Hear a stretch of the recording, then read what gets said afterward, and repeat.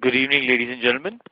A very warm welcome to the Hinduja Global Solutions Limited Q3 and 9 months FY22 earnings conference call. From the senior management, we have with us today Mr. Partha Desarkar, Executive Director and Group Chief Executive Officer, and Mr. Srinivas Palakodeti, Global Chief Financial Officer. As a reminder, all participant lines will be in the listen-only mode, and there will be an opportunity for you to ask questions after the presentation concludes. Should you need assistance during the conference call, please signal an operator by pressing star and then 0 on your touchtone phone. Please note that this conference is being recorded. I now hand the conference over to Mr. Snyder Albuquerque from Adfactors. Thank you, and over to you. Thank you, Mike. Good evening, everyone, and a warm welcome to the Q3 and 9-month FY22 results conference call of Hinduja Global Solutions Limited.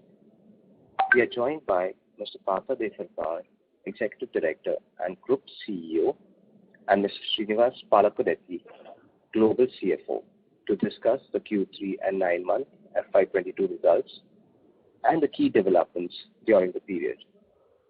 Before we begin the conference call, I would like to mention that some of the statements made during the course of today's call may be forward-looking in nature, including those related to the future financials and operating performances, benefits and synergies of the company's strategies, future opportunities, and growth of the market of the company's services and solutions. Further, I would like to mention that some of the statements made in today's conference may be forward-looking in nature and may involve risks and uncertainties. I'd further like to mention that if there is a call drop during the course of the conference call, please bear with the management. Because of COVID-19, all of us are taking calls on mobiles from different locations. Hence, call drops may be a recurring problem. Thank you, and over to you, Partha, sir. Thank you. A very good afternoon to all of you who've assembled to hear our Quarter 3 earnings conference call. I will begin this conference call by introducing our new logo, which many would have seen. This was launched in Quarter 3. It is a digital logo, and its focus is on technology, which is going to be the prime mover of our business going forward. We have spent the last 20 years, 2 decades, in the customer experience space, where labor arbitrage was the principal value add. We're not going to add technology arbitrage and domain knowledge-based arbitrage to our offerings. And that is what the new logo symbolizes. The 3rd decade of our existence, which we call the Tech Aid. By 2025, the percentage of revenues and margins coming from our technology services will be much higher than what it is today. I want you to go over to slide. I hope all of you have the presentation that we put up on the website. Please look at the graph, which is on slide 5, which basically talks about the fact that for a change, the non-healthcare business has actually grown faster than the healthcare business. And that is a very welcome change. If you were to look at it both from a quarterly revenue performance perspective, the non-healthcare business has grown at 22.1% as compared to 18.3%. And if you were to look at on a year-on-year basis, the non-healthcare business has actually grown by 30.4% as compared to 13.6%. Overall growth is a healthy 20% from a quarterly revenue perspective on a year-on-year basis, and on a YTD perspective is 21.3%. I want to move to slide 6, which talks about the strong growth of this is our financial dashboard. The obvious 4 numbers that all of you track and we track as well. We'll show you a very healthy growth in revenues, EBITDA, but an absolutely superlative growth in profit before tax and profit after tax. If you look at the numbers on a quarter comparison, PBT has grown by 94.4% and profit after tax has grown by 117.8%. Obviously numbers that I'm sure all of you are happy to notice. Moving to slide 7, I want to touch upon a bit about the drivers for growth. Healthcare, obviously, all of you know, grows because of open enrollment during this time of the year. But the other part of the business, as I mentioned, has also grown, especially the UK public sector, which continues its spectacular performance. Q3 revenue growth for the UK public sector has been 61% on a year-on-year basis. The digital business has grown strongly as well. We've signed up 16 engagements with new and existing clients for digital services. And the most exciting news for our digital business has been a multi-million-dollar deal to provide consulting and managed services for a very reputed global tech company. We are not able to share the names because of confidentiality reasons, but this is one of our largest wins in the digital space. And because this comes so early in the year, I think the full effect of this is going to be visible next year. And it sets us well on the path to becoming a digital company by 2025. We've added a good number of new logos in the core BPM services and the HRO and payroll services. Our headcount, which was 48,753 as of December 31st, 2021, will come down to 19,100 across 34 delivery centers post the healthcare divestment, which happened in January 6, 2022, which all of you are aware of. Slide 8 talks about our financial dashboard for the 9 months of FY 2022 and compares that with 2021. Again, very impressive set of numbers. Revenue growth has been strong, 21.3%. Obviously, it's a very strong growth in revenues. But I want you to spend, again, some time looking at the profit before tax numbers and the profit after tax numbers that have grown 98.8% in PBT terms and 102.8% in profit after tax terms. I'm sure all of you are very encouraged by the growth in our profitability numbers. Looking ahead, how does Q4 FY22 look like? Obviously, the most important thing that you will see in Q4 2022 is the fact that we will have only 5 days of our healthcare revenues. The business moved over on 6th of Jan. But I must tell you that our growth in UK and our growth in our digital business will give you a good Q4 as well.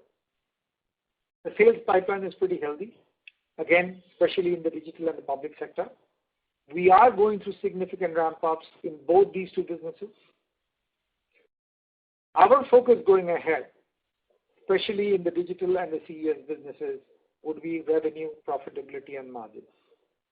Because of the very healthy cash flows and because of the sale proceeds coming into the company, we have continued to reduce debt every quarter. As of now, you will be pleased to know that we have approximately 16 million of debt outstanding. We are currently negotiating paying back this debt with a bank with minimal penalties. Hopefully, we will become a debt-free company pretty soon. Healthcare divestment closed in 6th of Jan. We sold this to wholly owned subsidiaries of BT&BD, funds affiliated with Bearing Private Equity Asia on 6th of Jan. The transaction was on an enterprise value of 1.2 billion, subject to some closing adjustments. These adjustments resulted in inflows of 1.088 billion, of which about 40% was received in India and the balance overseas. Provision for tax, investment banking fees, lawyers' fees, and accounting fees will go out from these proceeds.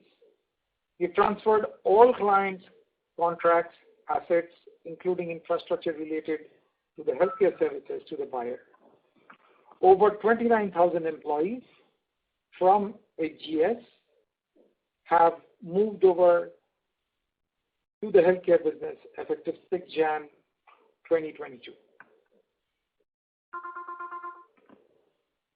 Slide 11, we did mention that one of the reasons why we were wanting to do this deal was the unlocking of value that had happened because of that.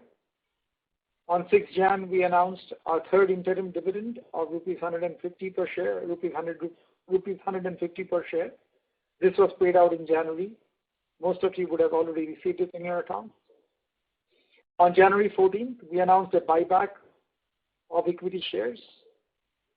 The allowable limit is 25% of paid-up capital and free reserves of the company for the purpose of the buyback, and it's likely to be in the range of about 1,000 crores, subject to the audited financial statements of the company for the year March 31st, 2022. On February 12, 2022, we also announced the fourth interim dividend of rupees 28 per share. So if you look at it, in the first 3 quarters, our total dividend per day till date has been 195 rupees per share, and it paid out approximately rupees 407 crores as dividends to shareholders.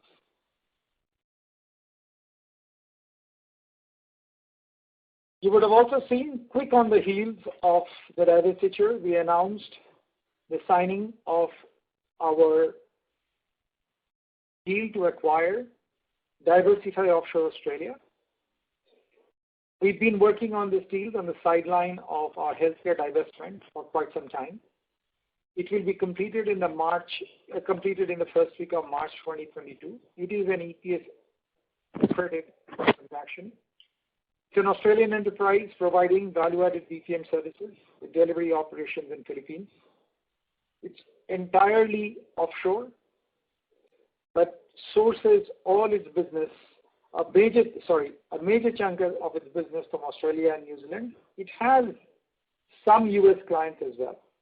It strengthens our presence in the Asia Pacific region, adds 4 new delivery centers in Philippines, 100 plus seasoned professionals.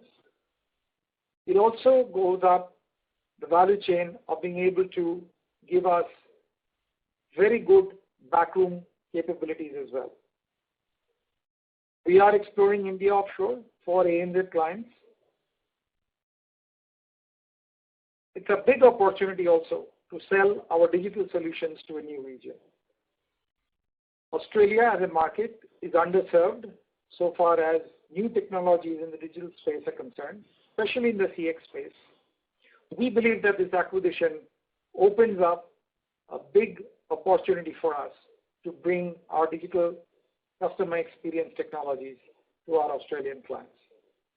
And I also must mention there are strong cost synergies because we already have a Philippines operation, so there will be synergies in reduced overhead costs and infrastructure sharing, sheet sharing arrangement because of the complementarity of time zones between Australia and US.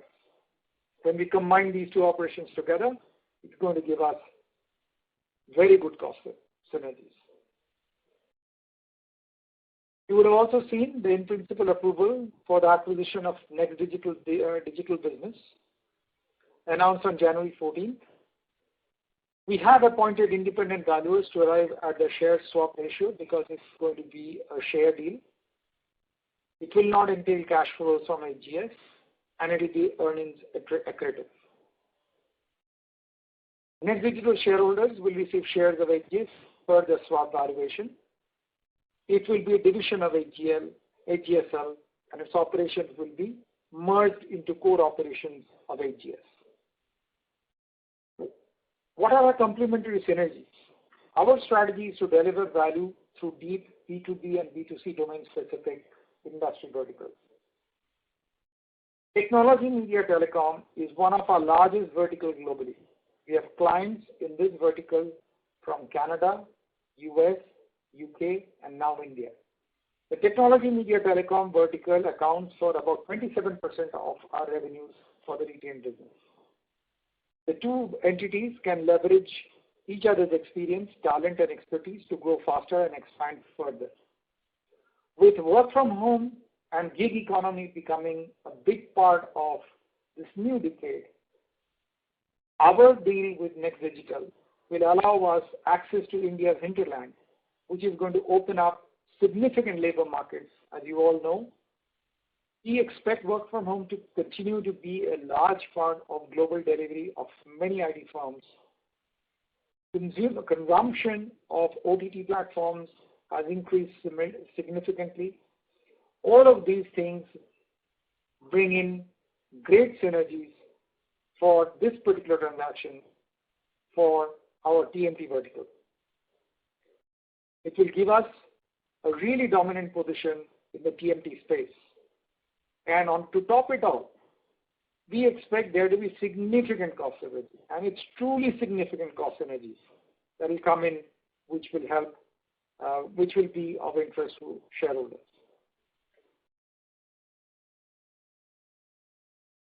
Move on to slide 15. Here is the outlook of the future of HGS. We are going to focus on the digital customer experience transformation field, and this is across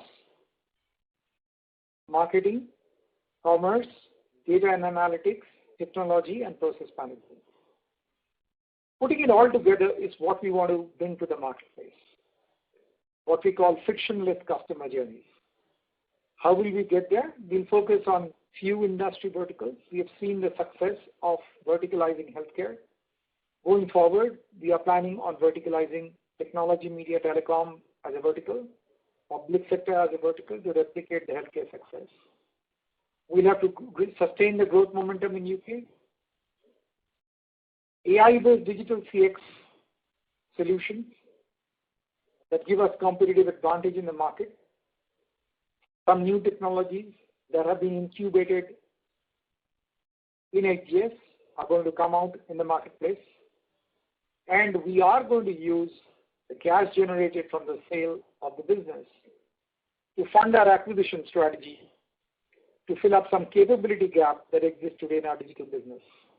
It would also fund our growth into geographical new markets like Australia and New Zealand, and even South America, which is now of great interest because it is in the same time zone as North America and is a short flight away. So over the next 3-4 years, we'll become a full-service digital CX services partner, working on domains, as I said, of marketing, commerce, technology, data analytics, and process management.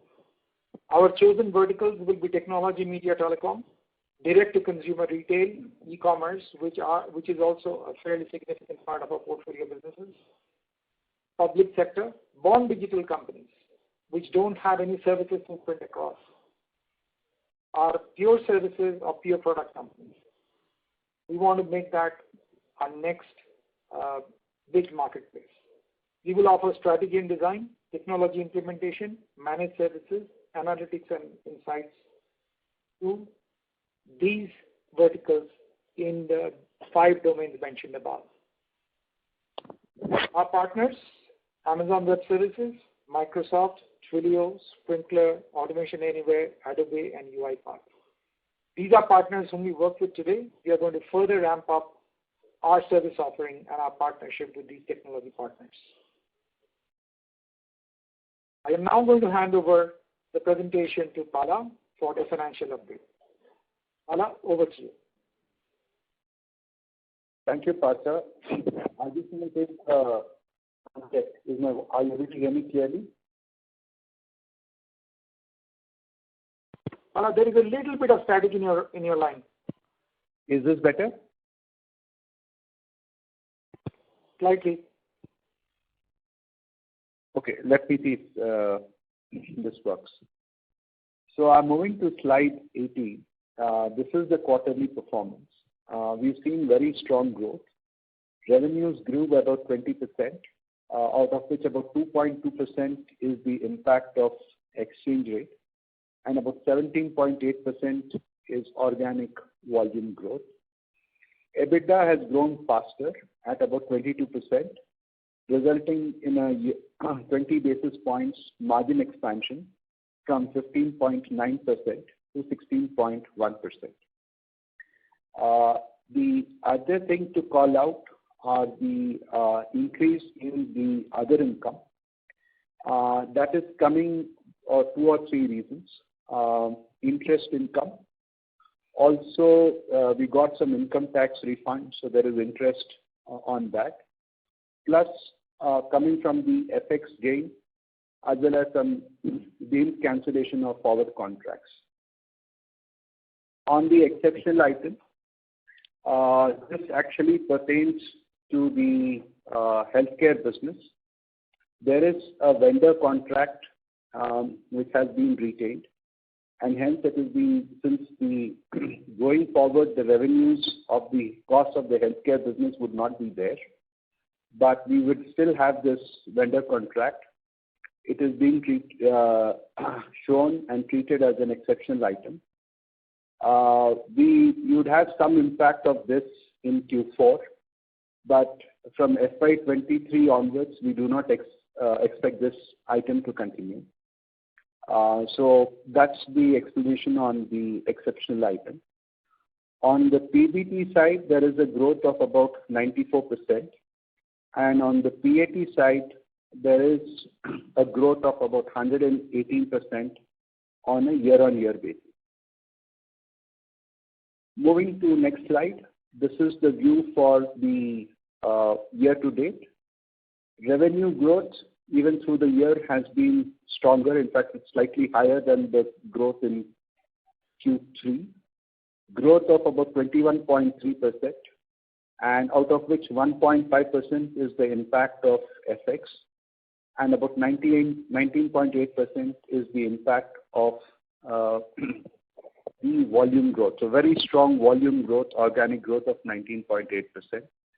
EBITDA has grown faster at 29.6%, and on a year-on-year basis for the first 9 months of the year, the EBITDA margins have increased by about 110 basis points.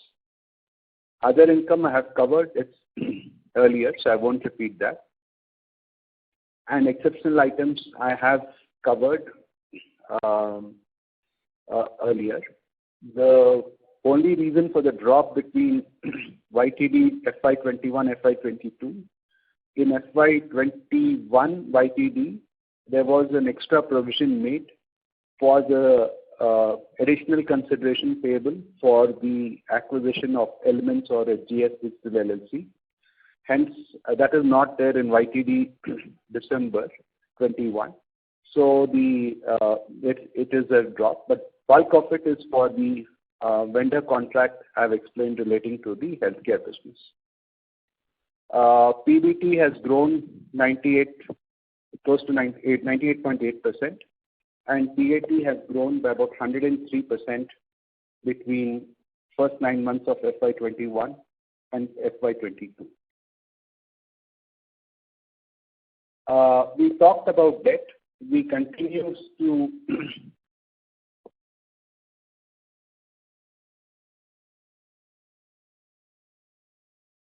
hello. Sorry. Yes, sir. We continue to reduce debt during the quarter. As things stand, our debt position as of 31st December is 2018 million, and we are a net cash company of 463 crores or 462 million as of 31st of December. And during the first 9 months of the year, we have reduced about 1,856 million of debt between March 21 and December 21. Going to the next slide, we mentioned this earlier. We have reduced debt from the proceeds from the proceeds, and right now we have a small amount of debt of 1220 million. We are in negotiations with the bank to prepay this amount without any penalties, and we hope to become a debt-free company by the end of March 22. On the ICDs to related parties, they stood at 3,893 million as of 31st December. That amount stands at 4,995 million as on date of 14th February 22. Coming to other key parameters, the capex for the first 9 months of the year stood at 1653 million rupees. This is higher than what we had in FY21. As part of the sale of the healthcare business, there was need to incur additional capex to complete the separation of facilities. Also, we opened a new center in Jamaica. So there is capex relating to Jamaica as well in the capex for the first 9 months of the year. Our DSO days stand at 73, so there's no significant change between March 21 and December 21. And this needs to be seen in the context of 20% plus growth, which we have reported. Free cash flow to EBITDA remains strong at 65% for the first 9 months of the year and higher than what we had in FY21. And with the strong performance, growth in revenues as well as profitability, our business return on capital employed, which excludes the treasury income, that has increased from about 18% to about 27.3% on an annualized basis. Moving to the next slide, this is the 31st December balance sheet view with, of course, where applicable, current market price of about 2,500 factored in. So we have a strong balance sheet, book value of about 1133 rupees per share, total cash of about 671 crores, debt of 208 crores, and net cash of about 463 crores.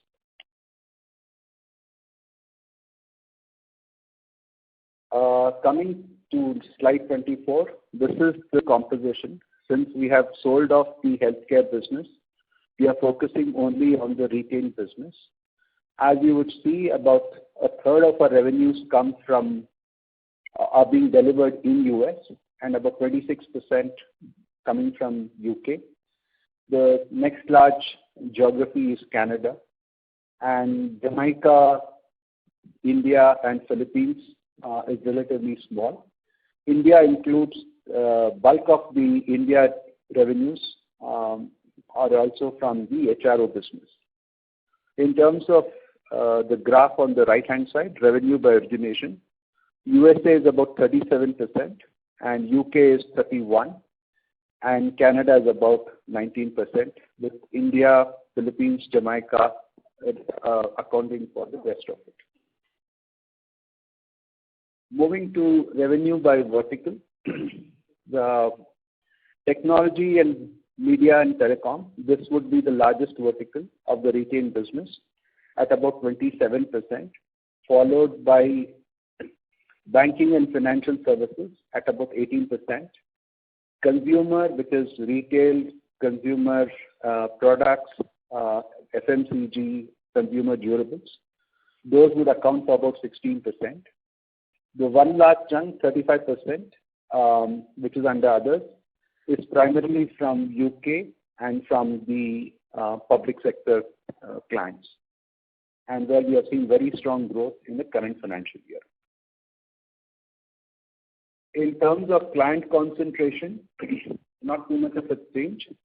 The top client accounting for about 12%, retail, 5 customers, top 5 accounting for 43%, and the top 10 customers about 57%. In terms of the channel mix, about 80% would be voice, about 10% would be non-voice, and digital accounting for the balance 9.5%.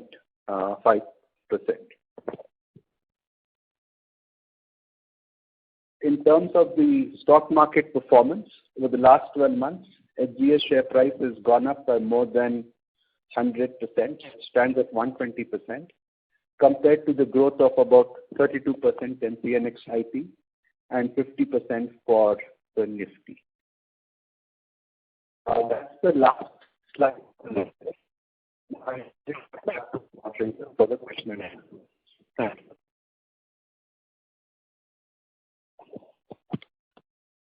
I'm sorry, Mr. Pallab, you are unable to hear you very clearly. I said that was my last slide, so I now hand it over back to the moderator for the question and answer session. Sure, sir. Thank you. Ladies and gentlemen, we will now begin the question and answer session. Anyone who wishes to ask a question may press star and 1 on their touchtone telephone. If you wish to withdraw yourself from the question queue, you may press star and 2. Participants are requested to use handsets while asking a question. Ladies and gentlemen, let's wait for a moment while the question queue assembles.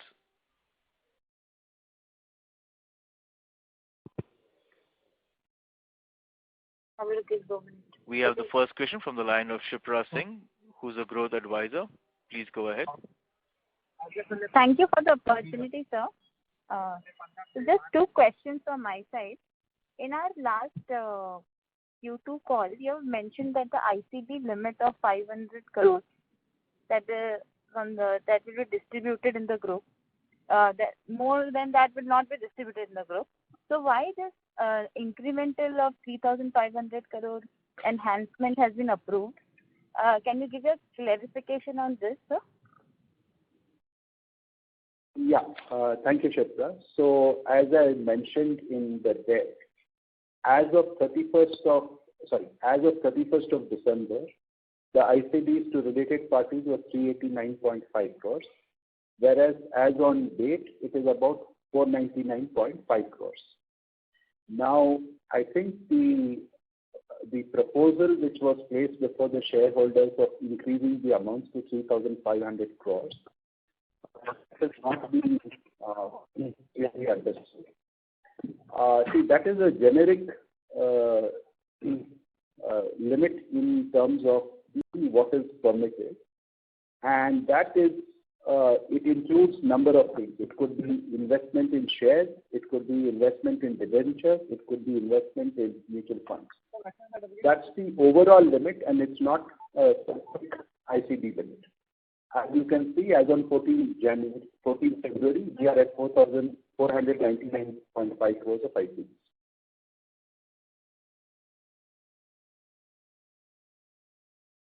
Our dividend payout now will be on the quarterly basis? Shipra, we've always been paying dividend on a quarterly basis. So if you go back... So we can consider this?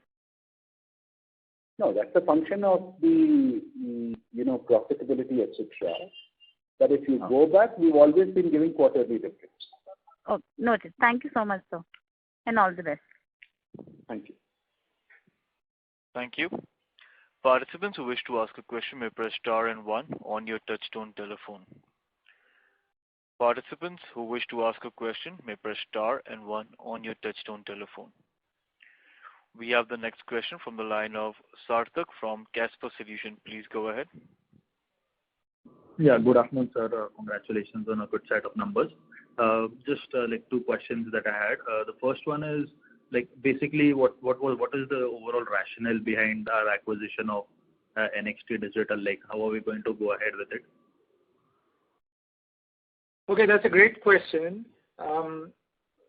Look, TMT today, even without Next Digital, is close to 26 to 27. TMT is Technology, Media, Telecom, okay? We call it TMT. Is about 26% of our global revenues without Next Digital.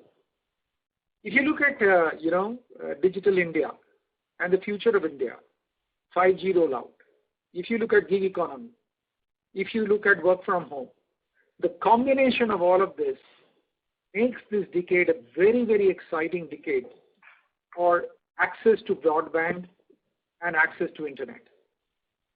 As our workforce spreads out from large cities like Bangalore, Hyderabad, Bombay, Delhi, to the hinterlands of India, most of our work today is being done not from these big cities. They are being done by tier 2, tier 3 towns, even tier 4 towns, because our workforce have all gone back home, and that's where they are working from. If you look at consumption of content, OTT media, Amazon Prime, Netflix, Sony Live, etc. It's all digital technologies driving it. And therefore, we feel that India being a very exciting market for digital technologies, and the fact that we have a sister company who's on this digital business, it gives us the right play into our technology, media, telecom vertical. Today it is 26% of our revenues without Next Digital. We believe that once Next Digital gets done, it's going to be a significant part of our footprint. It's also going to be, as and when the transaction happens, it's going to be earnings accretive transaction. And there are also significant cost synergies available, which is going to be a big plus for investors in this business. Hope I'm able to explain to you why we have gone into this business. It's a pure digital triple play, and that's where the future lies. So what type of a sales mix are we trying to achieve from this, like down the line in next 3 to 4 years? Sorry, can you repeat it? What type of what? Sales mix, like what type of a revenue generation that we are looking at? Like right now you said that it is at around 20 to 25%. So going forward, like what that percentage will go up to what level in the next 3 to 4 years? Like that is what I was trying to. Once the transaction happens, the entire revenues of Next Digital will be a part of our revenues, right? So if you look at it on the consolidated basis. Yes. Okay. And the second question is, like typically Q4 tends to be a better growth quarter for us versus Q3. So should we be expecting the same kind of trend playing out in this financial year as well? Yes. So typically, what you will have is you'll have to adjust this for the fact that Q4 will have only 5 days of healthcare revenues, right? So you have to adjust that because healthcare revenues are not going to be a part of our Q4 revenues. But the remaining part of the business will go through a significant ramp up in Q4. We talked about the UK business. I think what was the number? 60% growth, right? Let me just quickly go back. Where is that number? We shared that number in our presentation. Yeah. If you look at the public sector growth, our revenue growth in UK public sector was quarter 3 was 61% on a year-on-year basis. So we expect this momentum to continue. I talked about a big digital win. Okay, our largest digital client today. It's a very exciting client, and we are unable to name the client, but that also will ramp up through quarter 4. So those are the 2 ramp-ups that are going to impact our quarter 4 numbers. But you have to obviously take out whatever healthcare growth that used to happen in the past. So that's what you're going to see in quarter 4. Oh, okay. Thanks a lot for those answers. Have a great quarter ahead. Congratulations on these numbers as well. Thanks a lot. Thank you. Thank you, sir. Thank you. Participants who wish to ask a question may press star and 1 on your touchtone phone. We have the next question from the line of Nidhi Latha from NM Financial Services. Please go ahead. Hi, sir. Good evening, and congratulations on the great set of numbers. So, sir, firstly, I would like to ask that, as you had stated in the last quarter, that HGS would focus on acquiring automation, analytics, and artificial intelligence. So, what is the rationale for acquiring on the Australian BPO company? If you could state that. Maybe I think I tried to answer this question. So it gives us an access to a new market, okay, which plays to our strength. Their largest clients are in the retail, e-commerce space, all of that. Okay. Australia as a market is under. आपण ज्या व्यक्तीसोबत बोलत आहात त्या व्यक्तीने आपला call होल्डवर Maybe are you there? Yes. Okay. Australia and New Zealand today is a significantly under-penetrated digital market. So we are going to bring the full force, our digital capabilities into these clients. And that is the big growth area for us. So today, because it is underserved, because digital customer experience, digital technologies of AAA is underserved in the Australian market, we will be able to sell or cross-sell or upsell to our existing Australian clients the digital capabilities that we've been developing over the last 3-4 years. Okay. So that is the rationale. Okay. And so do we expect any more M&A deals or any in this quarter as well, or in the coming quarters? Yeah, I don't think there's anything lined up right now for this quarter, but you see acquisitions, we talked about it in the presentation as well. Acquisitions is the only way that we can quickly bring new capabilities inside the companies and build scale in our digital business. You will recall in 2018, we bought a small company called Element Solutions. There was a small company then. The company has already scaled quite a bit. But in terms of overall revenue mix, as Pala shared, it is still small because our BPO revenues are still quite big in comparison. But as I said, by 2025, revenues coming from our digital services and margin coming from our digital services will be a much larger percentage. This, obviously, when I'm saying sitting out here in February 2022, that gives us a runway of only 3 years. We will not be able to achieve that kind of growth only through organic means. So a large part of the healthcare divestment money will go towards funding the acquisitions to bring scale in our digital and technology businesses. Okay, so are we expecting that the further acquisitions will be in this segment only, or any other business segments as well? And so the acquisitions will be in the area of digital technologies. It could also open up new markets for us. Another market that we have been working on for quite some time, and I've talked about it even in previous years, is that we see a lot of interest in North American clients for South American delivery. And South American delivery is interesting for North American clients because of their proximity. It's about 2-3 hours flight away. It's on the same time zone. And that is why we find that near shore, it is called near shore as opposed to offshore. South American countries like Colombia, Guatemala, Panama, these are called near shore operations. We already have a footprint in Jamaica, and we will further look at expanding our footprint. So some of the acquisition could also be geographical expansion in the South America countries like Colombia, Guatemala, Panama, Ecuador, these areas as well. Okay, sir. Thank you so much for your answers. All the best to the coming quarter. Thank you. Thank you. Thank you. We have the next question from the line of Shekhar, an individual investor.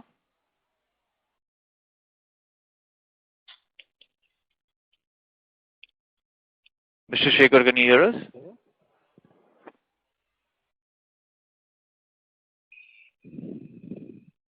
Seems like this participant is not connected.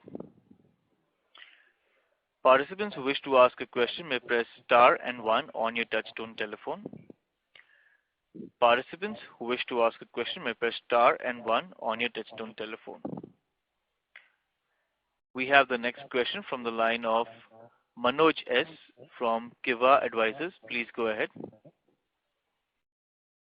Hello, sir. I want to ask, as you said, of the money that you Mr. Manoj, would request you to kindly come a little closer to the mic. You are not audible very clearly on the line.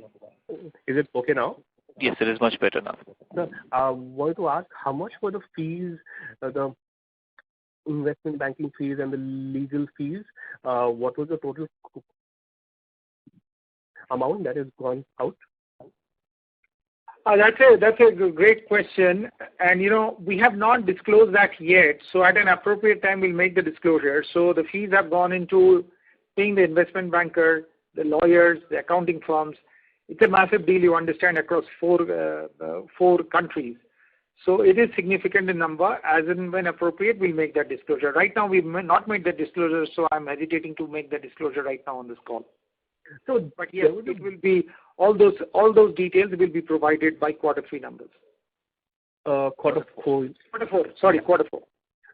So in a business standard article, I think a number was mentioned, I think 1,000 CR or around 200 million US dollar or something, or say 100 million US dollar. Would that be the number? I think in a business standard article, it probably mentions, I think 1,000 crore was spent on that. Is that right, sir?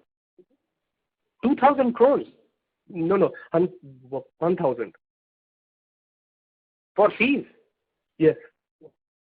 No, I'm not. What business standard article are we talking about? Sorry, Okay. I'm So, not able to okay. understand. So I think just to draw a line for us investors, I mean, can you just maybe say, like, is it about couple of 100 crore or something, or it's much low? I mean, just a ballpark. I think that's a good question. That's a valid question. As I said, once our quarter four numbers, we've not made payments yet, right? The deal just closed in quarter three, in January 6th, right? So if you bear with us, when we do the quarter four numbers, we will disclose those numbers.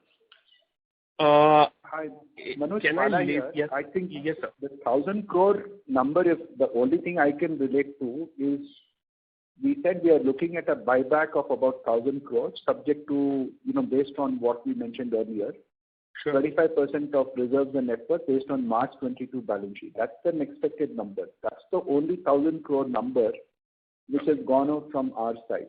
So I'm not sure what the article said, but that's the only 1,000 crore number I can relate to. Got it. Okay. So, okay. Hold on. No, by quarter four, you will have the full information that you asked for. So bear with us for one more quarter, please. If I can just labor it in case, because, corporate governance, you all have done a great job on that. So, and you want to, enhance shareholder value. In case, just like a 200 crore number, or is that a way, is that kind of like a draw line that, okay, the number will not be more than 100 crore, 200 crore, something like that, like this is a huge number, whatever. Is there some kind of, just kind of a ballpark, like 200-300 crore or something like that? Just a rough kind of number you like to share? Because the 1,000 crore number just scared me a bit, so I just thought... No, it can be nowhere near 1,000 crores. I'm sorry, I don't know where you got the 1,000 crore number. Okay, fair enough. Okay, so anything just like a couple of 100 crore or something like that, would something like that want to share? So? I don't want to give you an approximate number. This is very likely to get misquoted and all of that. Just hold on to your horses. We're not going away anywhere. We meet you every quarter. By quarter four, you will get a sense of what these numbers are. Okay? It's nowhere near the 1,000 crores. All right, sir. Thank you so much. Thank you. And so, just if I may ask, the 60% money that is which has come abroad, we don't want to bring it back because of what specific income tax reason? So it will be considered to be a dividend from a subsidiary to India. As you know, dividend foreign subsidiaries, the tax rates have gone up in this late change, recent change. And also, most of our acquisitions will be abroad. So, it will suffer exchange conversion twice. Fair. So, for example, the Australian acquisition that we did right now. Sure. I get that. And sorry if I may, what would be the dividend tax that would be there? Would you know by any chance? I think the current budget has put it to at what number, Pala? It's around 30%. I can cross-check, but yeah, there was a concessional part, but that's gone now. All right. Now, the concession that was available till last year, I think the concession, it was, capped at 15%. That concession has gone away. Fair enough, sir. Thank you, sir. All the best. Thank you. Participants who wish to ask a question may press star and 1 on your touchtone telephone. Participants who wish to ask a question may press star and 1 on your touchtone telephone. We have the next question from the line of Vishwanath, who is an investor. Please go ahead.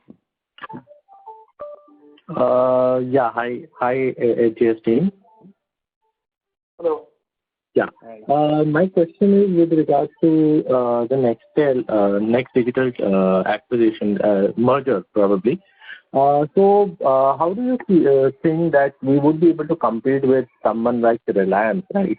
Because they are also into the same business. Because I've just read the article that they are now going to start with the internet via satellite, right?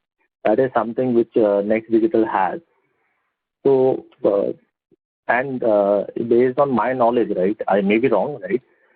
We are not at present in this domain. Only after merging with Next Digital, then we would be able to have an experience in this domain, right? Yep. Yeah. So what is your question? So how do you feel that we would be able to compete with Reliance? So look, Dex Digital has been in this market for a long time, right? It is starting to do really well. So it is competing well against the big players as well. Mm-hmm. I think the market is big enough, the Indian market is big enough for more than one player. And I'm sure that given the kind of technology that it has headed in the sky, I think the HIT technology, if you're familiar with what they're doing, I believe that's a pretty cool technology, and that will give them a competitive advantage to compete with the big guys. Okay. Do you think there will be a major investment which will be required for that division whenever it's going to be merged?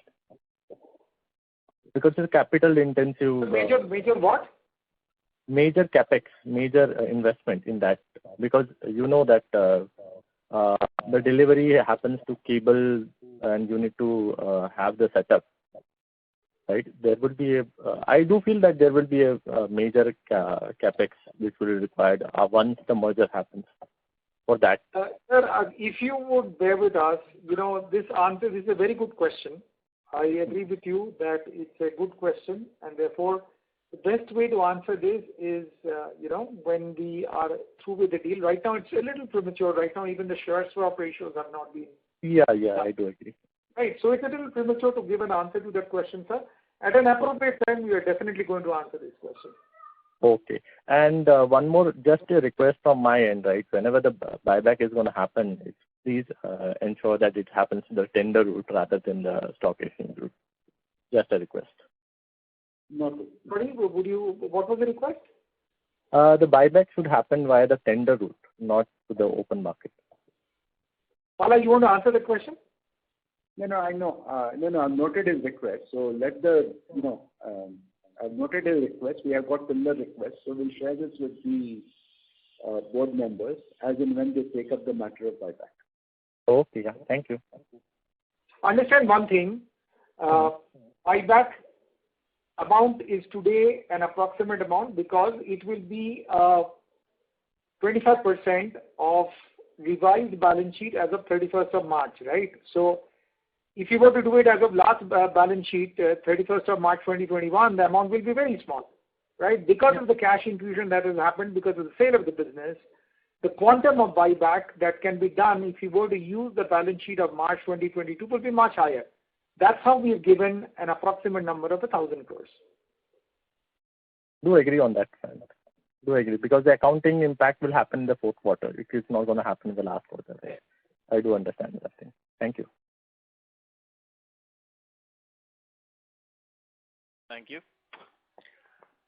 Participants, if you wish to ask a question, please press star and 1 on your touchtone telephone. Participants who wish to ask a question, please press star and 1 on your touchtone telephone. We have the next question from the line of Vishal Shah from Vinay Capital. Please go ahead. Good evening, GST.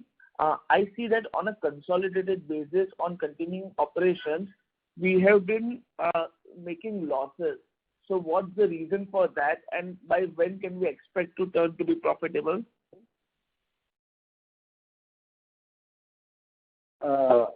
Let me take that. This is Pala here. A very good question, Vishal. See, the transaction closed in quarter 4 of the current financial year, but the accounting standard requires us to apply the revenues and costs all through the period for which the numbers have been reported. Now, the approach which has been is that, whatever costs are there to stay back, those costs have been put under continuing operations, right? For instance, if you look at the published page, under continuing operations, under the discontinuing operations, there is no cost of interest, right?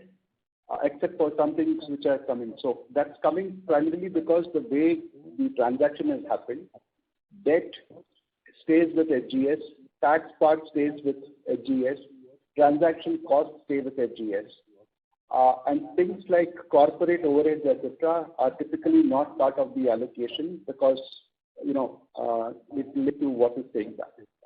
So it's a little, you'll have the bit of this for Q3 and Q4 because we are in the process of separating the facilities. Some costs are recurring. But from Q1 of the next financial onwards, we expect much better performance. And also, we expect the exceptional item to go away from Q1 onwards.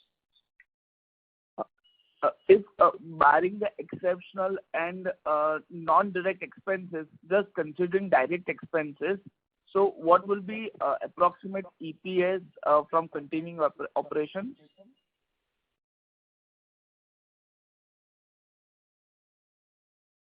Okay, let me give it this way. We have said our what we would want endeavor to be is for the retail business to deliver double-digit EBITDA margin. That's what we would like to be going forward.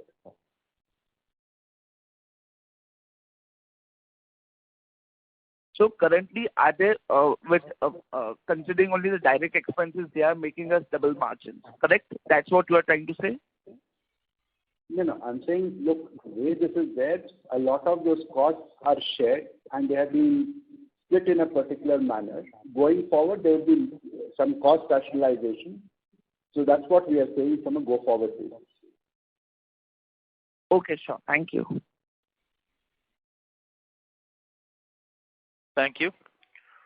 We have the next question from the line of Manish Jain from Value First Digital Media Private Limited. Please go ahead. My question relates to, very similar to questions that just asked before me. I'm very confused about profitability of the remaining business because I have attended earlier conference calls also. I think this information was deliberately hidden. I'm sorry I'm using these words. So many times we have talked of retained business is 48%, etc., but nowhere it was mentioned that retained business EBITDA is nil. Okay, it is zero margin business or rather it's loss-making business.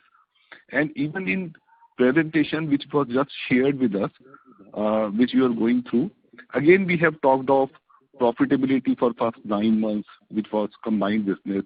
Nowhere you have talked of profitability of remaining business. And in your last 3 slides also you talked of only of revenue, but nowhere you have talked of profitability of this business. So, this is not right. Keep numbers open and let's inform shareholders that what is the profitability. And we are again acquiring or merging a company Next Digital, which again is not a profit-making company. So where do we stand now on profitability of the remaining business and where do we go forward once these businesses are merged? And another question is that will buyback be done after merger? So Next Digital people also get buyback advantage. So these 2 questions, if you can answer.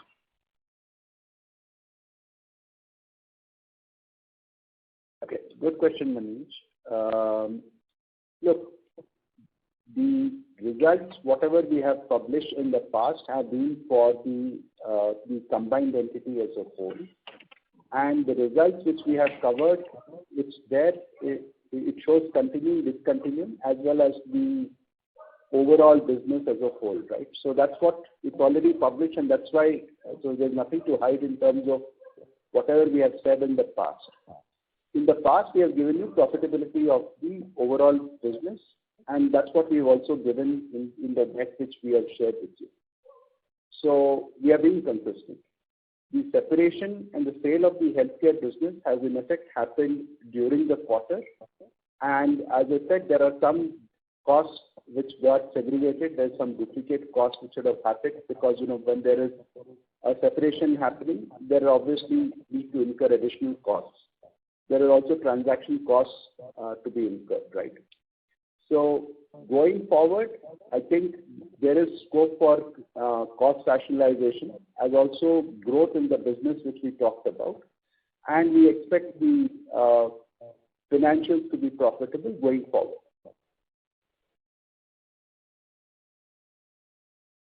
Yeah, but you had talked of revenue of, while all through you have been talking of combined business, but you did talk of revenue of the retained business, but you never talked of profitability of retained business. That also should have been talked on your own. You should have conveyed that the retained business would be 48% of revenue, but no margin. But that was completely hidden. No, it's already shared with you the total financials. There is a question of hiding. See, I tell you. Okay, sorry to interrupt. When on your own you told us that what is the revenue of retained business, last quarter and prior to last quarter, why profitability could not have been shared? So that is hiding, not disclosing is hiding. That's the way you are looking at it. That stage the transaction had not happened, and hence we are not in a position to share anything in terms of how the carve-out is happening. We have shared with you whatever is in the domain, that there's a transaction, the healthcare business is being sold off, and this is the this is the valuation. The transaction has happened now, and as required, we have reported. Look, I'm not convinced. Okay. My next question was relating to buyback. So buyback happens after post-merger? So look, this, as we said, right now there's an in-principle approval as far as the, looking at the transaction with with Mixed Digital. There is also the buyback, which will happen after the results are closed and the board needs to adopt the results. So buyback will follow after that. Right now it's too premature on either side to talk about the thing.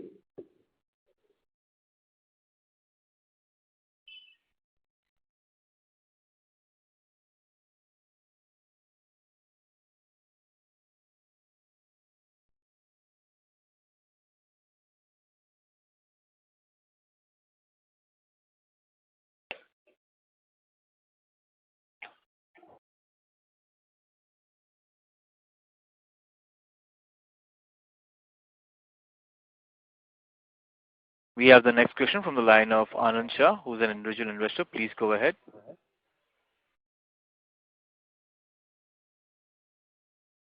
Mr. Shah, can you hear us? Hello, can you hear me, please? Yes, we can hear you now. Yes, Anand. Yeah, my question is regarding the buyback which was announced by the company. That company want to do a buyback to the tune of 25% of the equity and the reserve as on 31st March of 2022. So I just wanted to know whether the company want to do the buyback on the standalone basis or on the consolidated total revenue basis actually. Because as far as my understanding goes, on the consolidated basis, if you look at the equity and the reserve, it will be more than 4,000 crore rupees by any means. So 25% can be more than that. Look, we will go by what is permitted in terms of Companies Act and SEBI guidelines. They talk about 25% of the net worth and free reserves. So whatever is permitted, we will do. That's the buyback amount the board will consider. Whatever no, but that is on that in because we will be having two side of account. One is the standalone basis, one is consolidated basis. So 25% will be taken as of consolidated with standalone basis. Whatever is permitted as per buyback rules. Buyback allows you to do on the consolidated basis also. So look, I'm saying this is something which is we will take up once the audit is over. Whatever is permitted, that's what we will do.